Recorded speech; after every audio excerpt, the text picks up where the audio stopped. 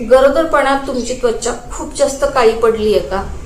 तर आजचा व्हिडिओ हा तुमच्यासाठीच आहे. चला तर मग व्हिडिओला सुरुवात करूया.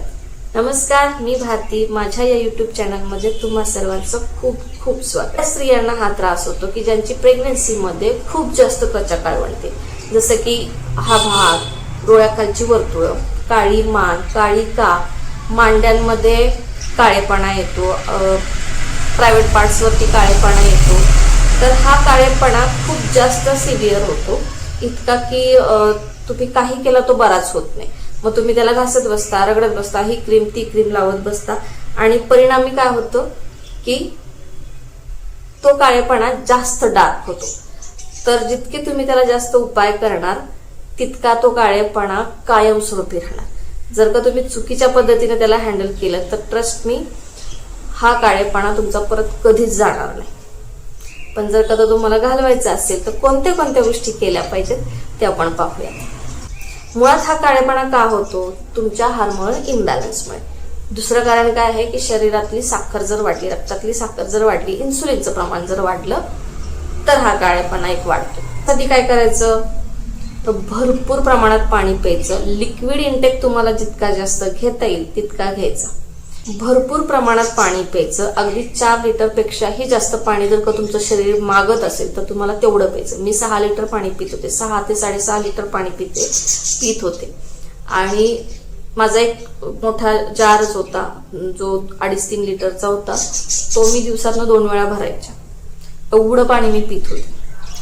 तेव्हाच त्याचा रिझल्ट दिसून येतो.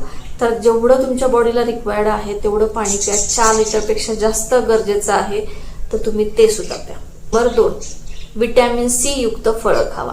जेवढी पण आंबट फळं आहेत, जेवढी पण विटॅमिन सी रिच फूड आहेत, ते फ्रूट आहेत तर ते खावा. जसं की पेरू, स्ट्रॉबेरी, किवी, संत्री यासारखी जी फळं आहेत तर ती जास्त प्रमाणात खाल्ली पाहिजेत. मी एवढासा बाउल घ्यायचे, एवढा मोठा बाउल एवढा, तर तो सकाळी 11 वाजता मी खायचे, म्हणजे खायचेच. मस्तपैकी मीठ टाकायचं आणि ती फळं खायची. त्याने काय होतं, शरीरात रक्तात वाढलेलं जे इन्सुलिनचं प्रमाण आहे ते कमी होतं, कंट्रोलमध्ये राहतं आणि त्यामुळे काळेपणा पण निघून जातो. दुपारच्या जेवणामध्ये किंवा जेवण झाल्यानंतर मी एवढासा बाउल, हा जो बाउल आहे एवढा बरोबर एवढ्या साईजचा, तर पावशर दही, मी सांगेन की 250 ग्रॅमचं दही मी खायचे. तर हे एवढं दही मी नित्यनेमानं खात होते. याने काय व्हायचं की आपल्याला रिच फायबर मिळतो, पोट आपलं छान साफ होतं आणि स्किन ग्लो पण करायला लागते. मेलानिनचं जे प्रमाण आहे ते सुद्धा कमी होतं.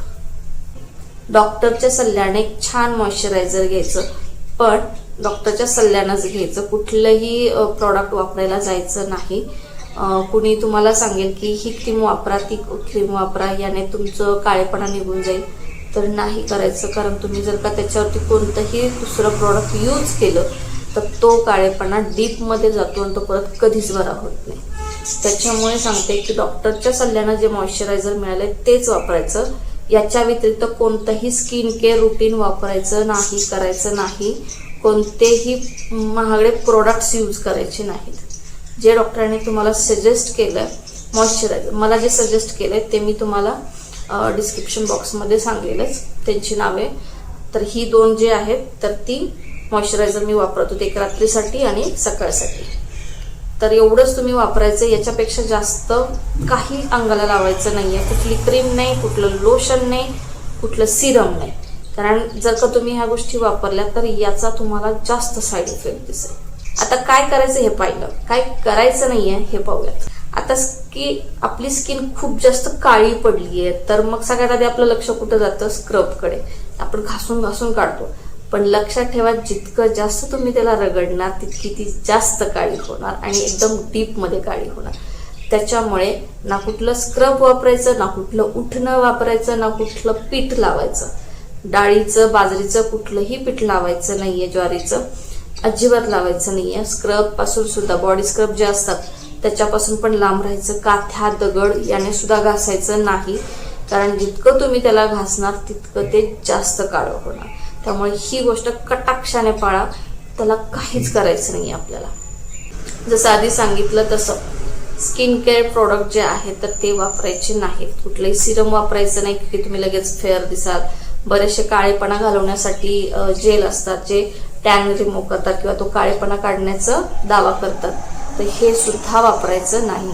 मसाल्याचे तेल किंवा तळलेले असे पदार्थ खायचे नाहीयेत. याने काय होतं, तो काळेपणा पण जास्त वाढतो. मसाल्याचे पदार्थ जर का तुम्ही जास्त खाल्ले तर याने सुद्धा काळेपणा जास्त डार्क होतो. मग आता हा जातो का, तर प्रेग्नन्सीमध्ये सुद्धा हा जाऊ शकतो. मी व्हिटॅमिन सी युक्त फळं खाल्ली, भरपूर पाणी पिले आणि दही खाल्लं, एवढ्याच गोष्टी केल्या. त्याच्यामुळे माझ्या अंगावरती सुद्धा जो काळेपणा यायला सुरुवातच झाली होती ती पूर्णपणे गेली.